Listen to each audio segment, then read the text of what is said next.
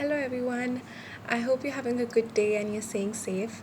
I'm Setha Gill, a legal intern at Lexis and Company, and today I'm going to be talking about the contract of bailment. Now, let's talk about what is bailment. It is a word derived from a French word called bailer, which means to deliver. And according to Section 148, a bailment is the delivery of good by a person to another for some purpose upon a contract that they shall, when the purpose is accomplished, be returned or otherwise disposed of to the direction of the person delivering them. Now, in a contract of bailment, there are two parties. One is a bailer and one is a bailee. A bailer is the person delivering the good, and a bailer is the person to whom the good is being delivered. Now let's talk about the essential elements of the contract of bailment. First is, of course, the contract.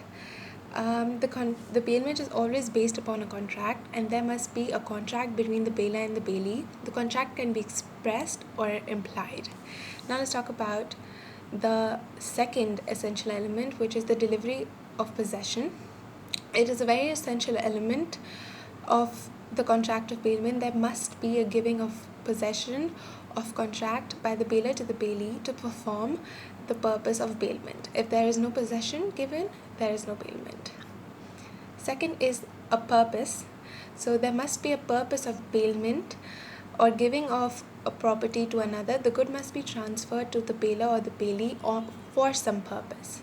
Now, the fourth and the last essential element is return of good. The good transferred by the bailer or the bailee are transferred on the condition that it will be returned back to the bailer after the fulfillment of the purpose of the bailment. Now we're going to be talking about the three types of bailment. The first is a bailment for the benefit of the bailer and the bailee.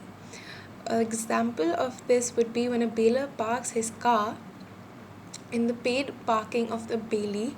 The bailer is benefited by the parking space for his car, and the bailee will get the money for the parking. Now, the second type is only for the benefit of the bailer. Example for this is free parking of the car of the bailer in the parking lot of the bailee. And then is the only for the benefit of the bailee, which is the best example is when it is to read a book in a common library. Here are the bailee, and the owner of the library is the bailer. You can read the book free of cost and gain information for yourself. You will get the benefit, whereas the bailer will not get anything. Now we're going to quickly talk about the termination of bailment. First, it is on the expirement of the term of the bailment. Second is on the fulfillment of the objective. And third is the destruction of good. Fourth is the death of the bailer or the bailee. Fifth is by notice. Now we will talk about the rights and duties of a bailee. So a bailee, let's firstly talk about the duties of a bailee, which is to take proper care of the good. According to Section 151, it is the duty of the bailee to take care of the good bailed to him. Bailee should take care of these as an ordinary man will take care of his goods of the same value, quality, and quantity. Thus, if the bailee takes due care of goods, then he will have no liability of the cost or the destruction of such good. Now, the second duty of the bailee is not to make unauthorized use. As per Section 153, bailees shall not make any unauthorized use of good bailed to him. In case he makes unauthorized use, the bailer can terminate the bailment. Keep goods separated.